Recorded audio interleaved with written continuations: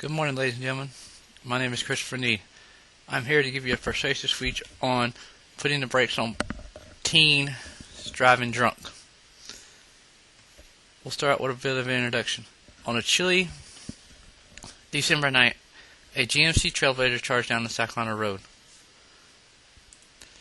Behind the wheel was a 17-year-old driver and three of his friends returning from a concert when the car lost control. The driver and one of his passengers killed. The two other passengers were severely injured. One of the passengers was a friend of the family's, who will be in a wheelchair for the rest of his life. Tragic automobile accidents involving teens driving drunk are much too common in all the parts of the United States. After researching this subject, I have come to agree with the experts on the best way to prevent such accidents is to raise the age of driving privilege to 18 and make the teens take a driving drunk test and teach more on the subject of driving drunk to prefer teens from driving drunk on roads. I know from my audience analyst questionnaire that most of you oppose such a plan, but I ask you to listen with an open mind and discuss the problems associated with teens driving. There are too many motor vehicle accidents, deaths, injuries involving teen drivers. According to National Highway Traffic Safety Administration, while teens make up 8% of the nation's licensed drivers, they represent 20% of the motor vehicle accidents and fatalities. Last year alone, 7,000 or more people were killed or injured in automotive accidents involving teens driving. Almost exactly the number of full-time students on this campus.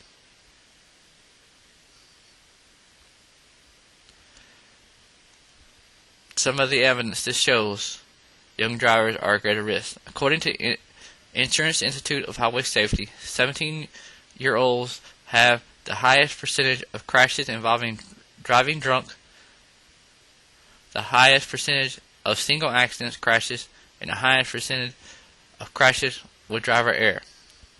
USA Today reports that 17-year-olds are 3 times more likely to involve in fatal accidents than other drivers. There are 4 causes for this problem. One of the causes is inexperience. New drivers don't have the driving skills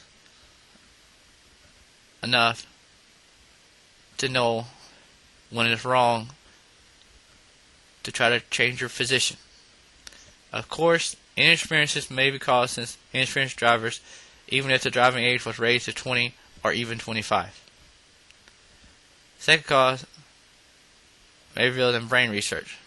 The National Institute of Mental Health shows that the brain of an average 16-year-old or 17-year-old is not developed to the point where he or she is able to judge the risks of a given solution. The third cause of motor vehicle accident is night driving. According to the Washington Post, when 17-year-olds get behind the wheel after dark, the likely increase involving alcohol. Nighttime driving is less safe for everyone, but partly caution combined with younger drivers' inexperience and the reduced ability to engage the risk. The fourth cause of the accident is prevent teenagers from having passengers in the car. We all like to drive with friends in our cars.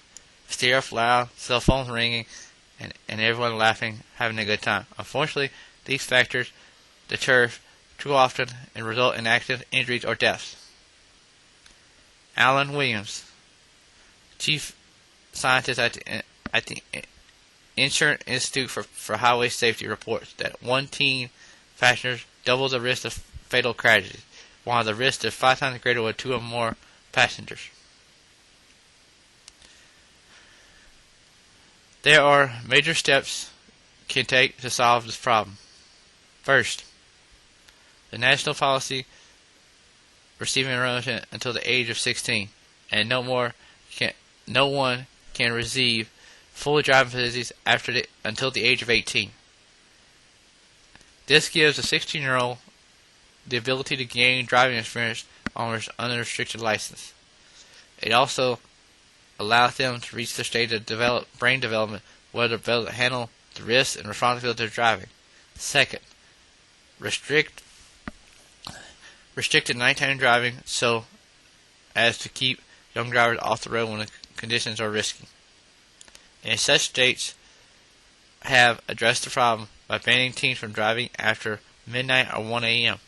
But the Insurance Institute of Highway Safety reports said the law doesn't go far enough.